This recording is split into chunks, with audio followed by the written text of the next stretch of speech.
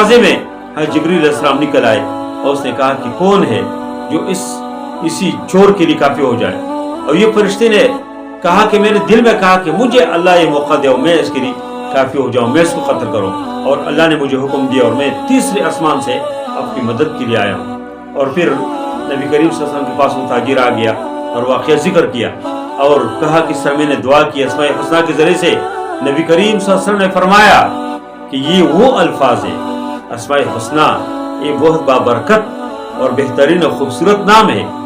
اس کے ذریعے سے اذا سئل به اذا سئل به اعطى واذا اجاب به واذا دعي به اجاب. فرمایا کہ جب ان الفاظ کے ذریعے سے کوئی چیز مانگا جائے اللہ وہ دیتے, اور جب ان الفاظ کے ذریعے سے ان اسماء کے ذریعے سے ان ناموں کے ذریعے سے کوئی آدمی جو ہے اللہ تعالیٰ سے مانگے تو دعا کرے, اللہ اس کی دعا قبول کرتے.